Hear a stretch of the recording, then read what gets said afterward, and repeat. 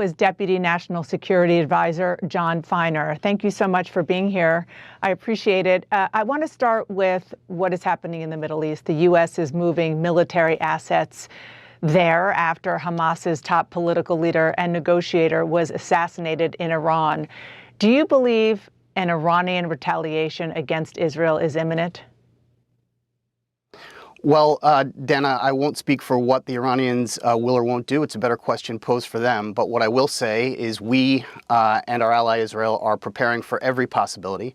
And that's the vein in which the announcements that were made by the Pentagon took place. All of those posture adjustments are to prepare for a potential response against Israel from Iran or any other adversary that should try to do Israel harm. And we have been quite clear that we will work to defend Israel against the threats that it faces from outside its borders. And you don't have to take our word for it. Israel faced an extraordinary threat on April 13th. The United States and other partners and allies mustered to help Israel defend against and defeat that threat. And we are preparing to do so again should the need arise.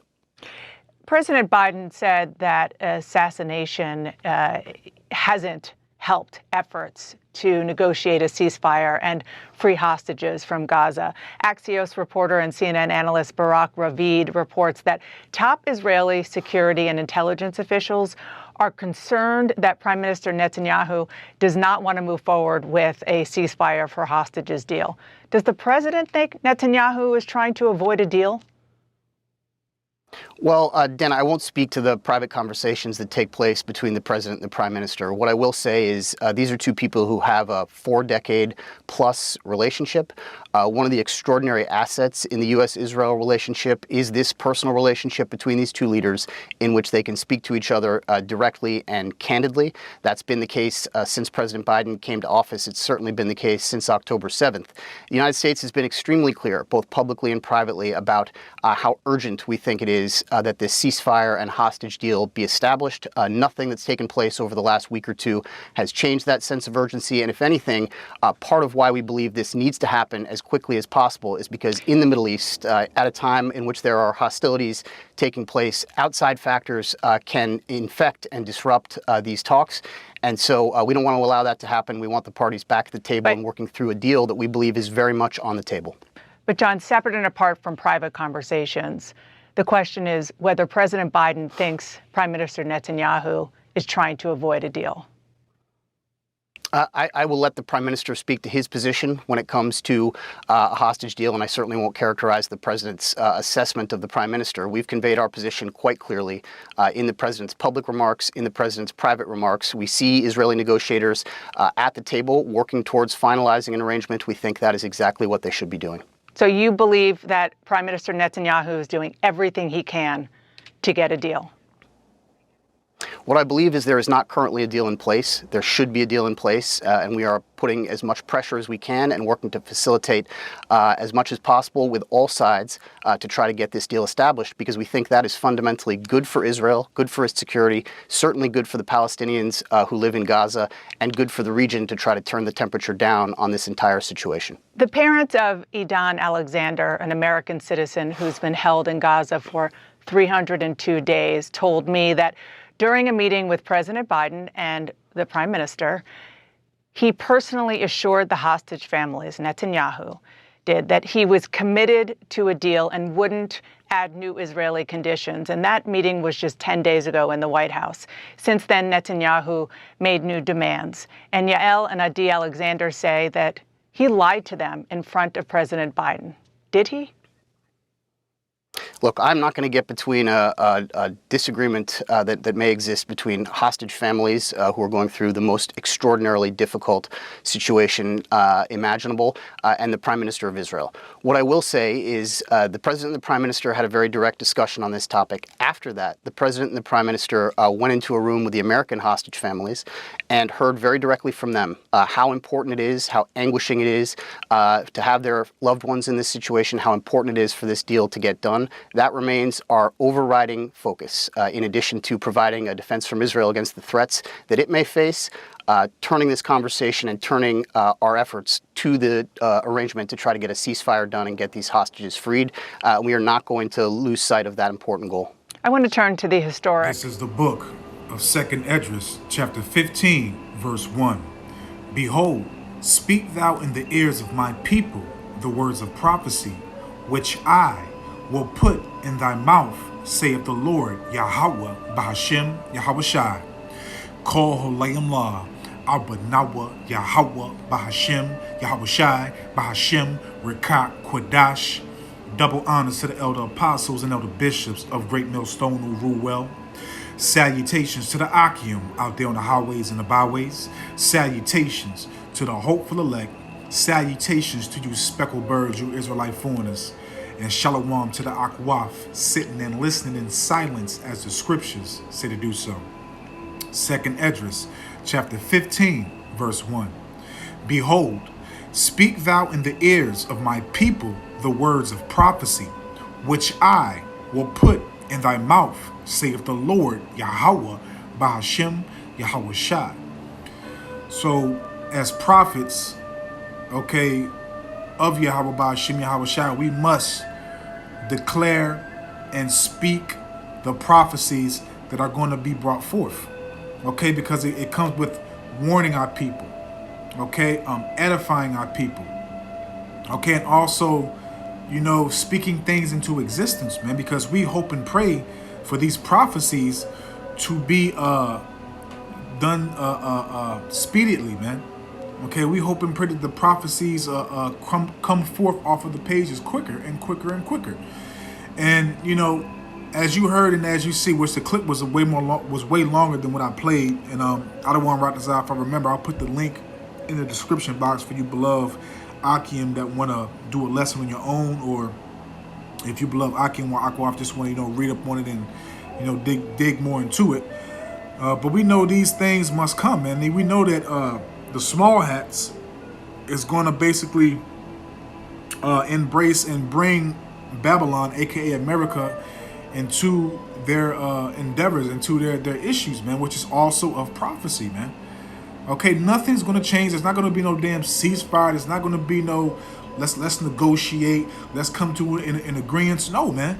The agreement is y'all get out the land. We need that for whatever the case may be. And there's always agenda behind everything, man.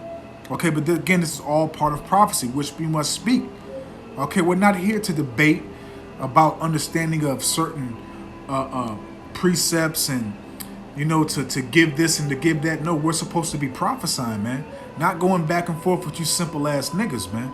Okay, if you don't get it when the lessons are being brought forth, oh well, we're moving on, man. Because, you know, we have the spirit of Yahweh Shah HaMashiach, and let's prove that. Let's go to the book of Revelation. Because when Yahweh Shah HaMashiach came and he walked on the earth, he prophesied, man. Okay, he taught and he prophesied. That was his main thing. He always spoke prophecy. Everything that came out of Yahweh Shah HaMashiach's mouth was prophecy, man. Okay? And as it also states in Romans 15, verse 4, things that are written aforetime were written for what? Our learning. That through patience and hope, roughly paraphrasing again, that we might have comfort through the scriptures, man. Okay? So this is the book of Revelation, chapter 19, verse 10. And I fell at his feet to worship him. And he said unto me, see thou do it not. I am thy fellow servant and of thy brethren that have the testimony of Yahushua. And let's stop right there for a second, because we have the testimony of Yahushua.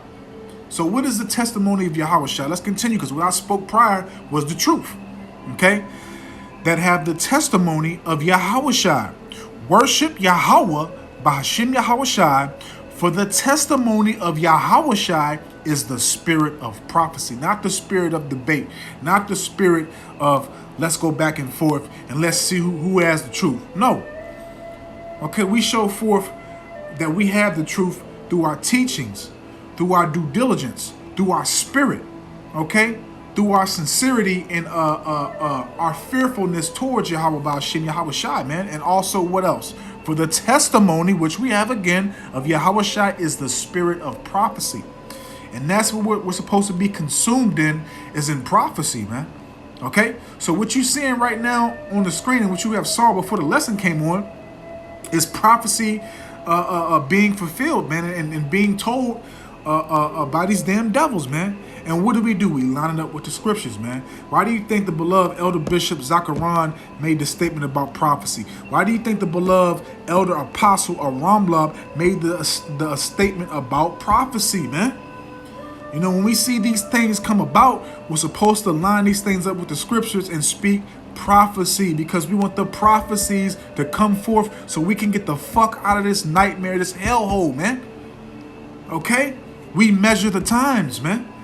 Okay, so again, Yahushua, when he walked the earth, he prophesied, he warned, he edified, which we do. We have the same spirit as Yahushua Hamashiach. So what do? We prophesy. And why do you think myself and other beloved brothers included do in the news videos and show you forth judgment from the Lord, man? Okay, that also goes into 2 Corinthians chapter 5, verse 10 to 11. I want to say, for we persuade men through the fear. We persuade men through the fear of Yahweh Shem Yahushua by showing you forth the handiwork, the majesty, the marvelous acts of the Lord, man.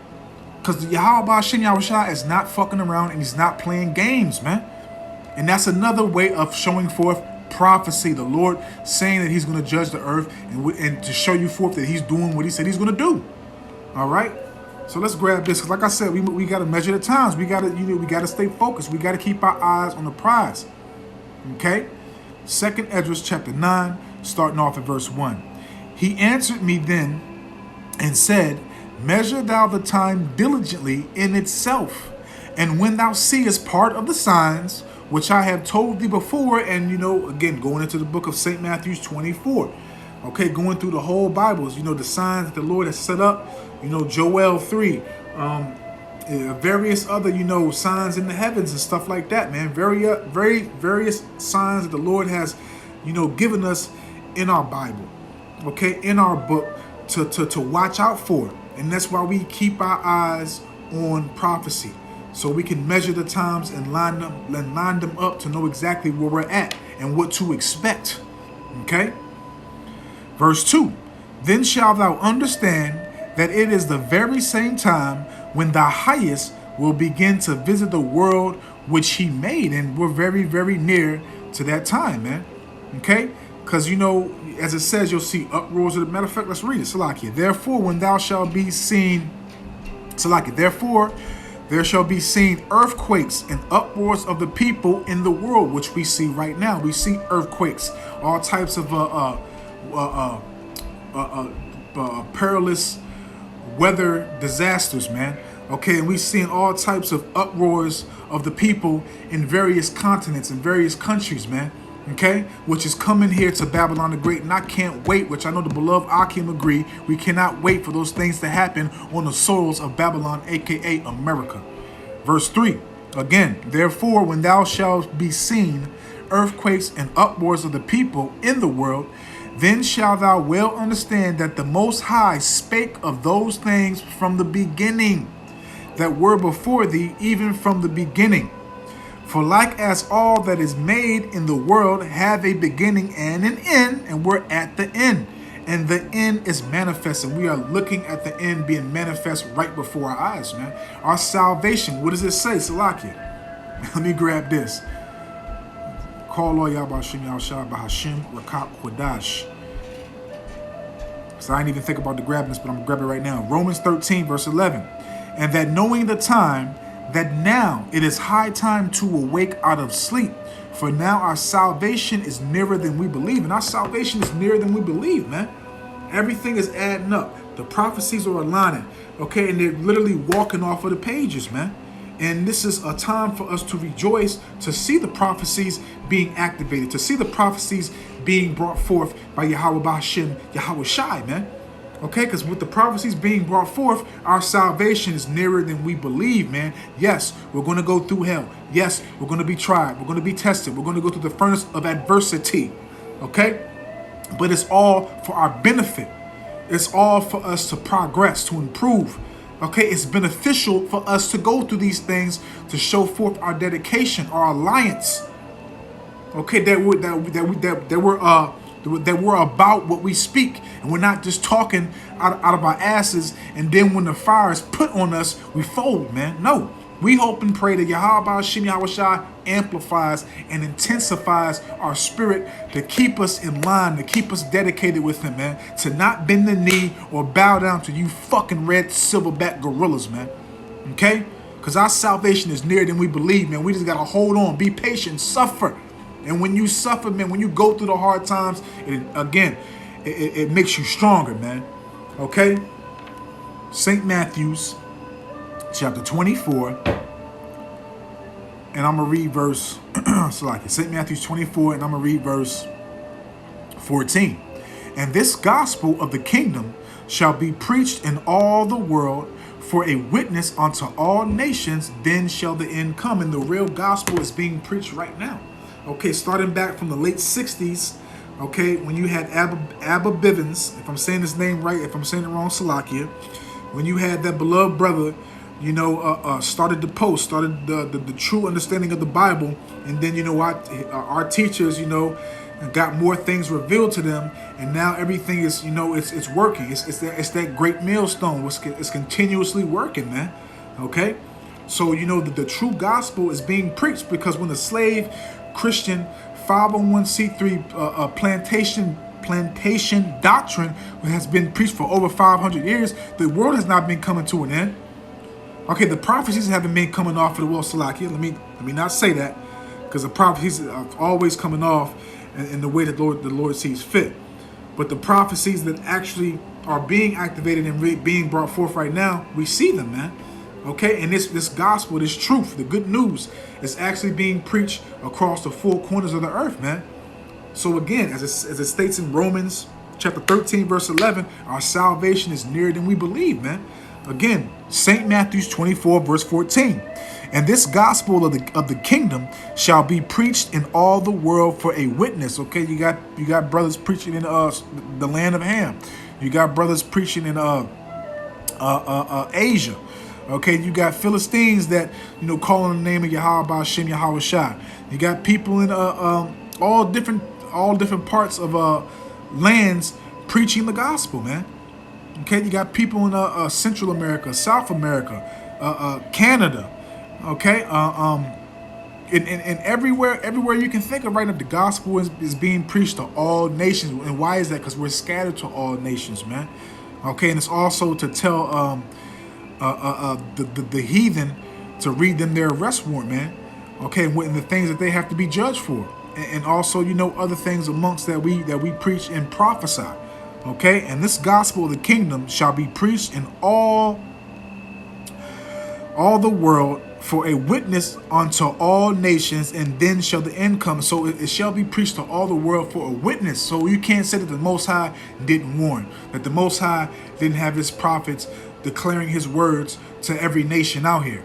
Okay, you can't say that the Most High didn't keep his end, didn't keep his end of, because it's not a damn bargain. I'm not going to say that, but you cannot say that the Most High didn't declare his judgment, his words through his prophets across the four corners of the earth to every nation. Okay, you cannot say it, point blank, period. So let's jump to Joel. Let's close out, because, you know, the point's made. I don't want to go too far on it. Salaki, Joel, because this is what we see happening, man. These nations are bucking up, man. You know, 40, 50 years ago, you wouldn't see these nations acting the way they acting and being as bold as they are right now, man. You know, he used to be scared of Esau. He used to tremble in Esau's presence, but now you got these nations bucking up against Esau, telling like, "What you gonna do? What? I dare you." Okay, you know, doing like they trying to jump at him and stuff. This is Joel chapter 3, starting off at verse 9. Proclaim ye this among the Gentiles, prepare war. And that's what the Lord is stirring up. The Lord is causing drama, okay, causing all types of disagreements, causing all types of chaos, man, amongst these heathen nations, man. Okay, you know, can't nobody get along. You know, we can't come to any type of agreements to coexist. And, you know, it's just all hell, man. Nah, you see the my way or the highway. You know, there's no agreements, man. Okay, period. And you know, Benjamin, not a you know, J-O-O, that nigga's not gonna cease no damn fire. Okay, and the Biden administration is not planning to have them cease no fire, man. And they're gonna bring Babylon the Great, aka America, into their issues, man. Which is again, it's a part of prophecy, in which they the least of the flock shall draw them out. Roughly paraphrasing, I read this in the book of Jeremiah. Okay, the least of the flock, which is Amalek, the people that claim to be us. All right, Joel 3 verse 9: proclaim ye this among the Gentiles, prepare war, wake up the mighty men, let all the men of war draw near, let them come up. Beat your plowshares into swords and your pruning hooks into spears. Let the weak say, I am strong. And that's what these other nations are saying. They're saying we're strong now.